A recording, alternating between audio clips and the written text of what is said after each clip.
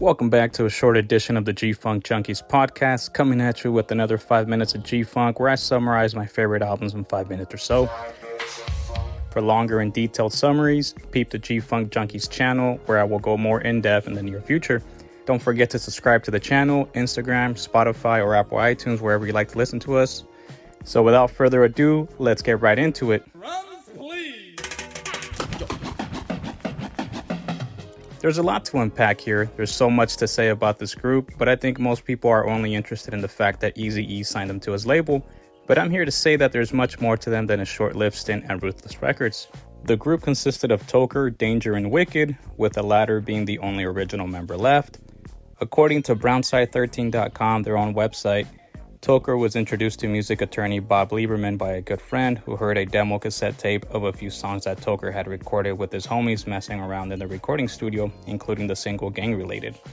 After hearing Brownside's music, Bob Lieberman knew exactly who to call and put him in contact with, and the rest, as they say, is history. Shortly after, Eazy-E got them in contact with Tony G to get started on recording music, and I think Tony mentions the tape that Bob Lieberman had shot to Ruthless Records.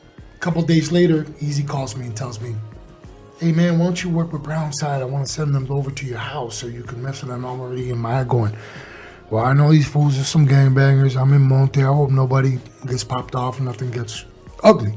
Right. Never happened in my studio. Toker pulls up in a 6'4". They get out, come in the house. Talk to Toker for a little bit. Hey, we want to do this. We want to do that. We're talking about doing the music. And, you know, he's the gangster that he is. Cool. Shake hands. Pleasure to meet you. I'll come Monday. We'll work on something. He left me his cassette that he had with a bunch of songs already that another producer had already produced. He said, but, you know, I don't know, I want to do this style. Plus, it was a bunch of samples. And then we're going to have to clear it. And Jerry was like, man, you got to, you know, change all that. There's no mention what songs aside from the aforementioned single were on there, but I'm speculating that it was probably Gangster's Point of View, Del Sur, Hitting Switches, Corona, and Straight Gangsta. The debut album never came out on Ruthless Records. Instead, Eastside Drama was released in 1997 through Easttown Records. It contained a total of 17 tracks, 5 of them skits.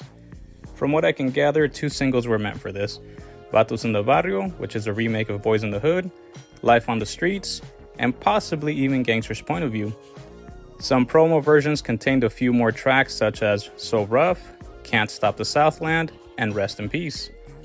I don't have the honors of owning an original copy of the first pressing, but I do have a few copies of later pressings.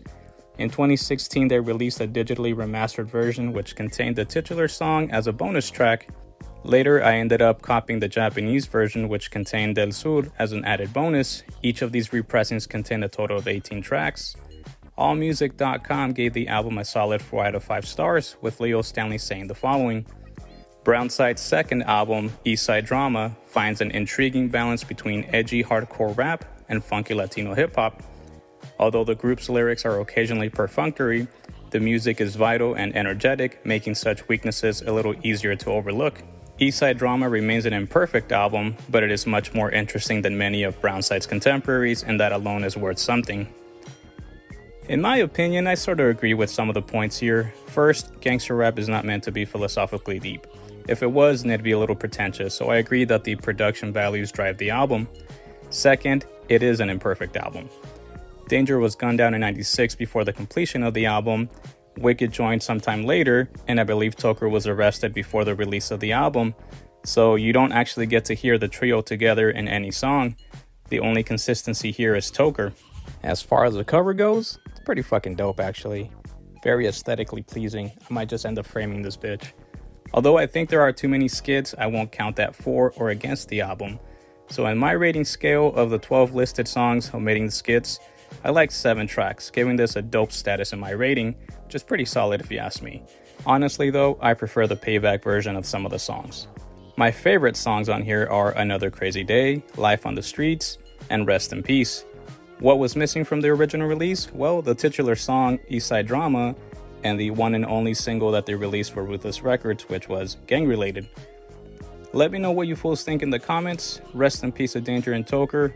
Thank you for listening and supporting the channel, and like I always say, just chill till the next episode. Boom.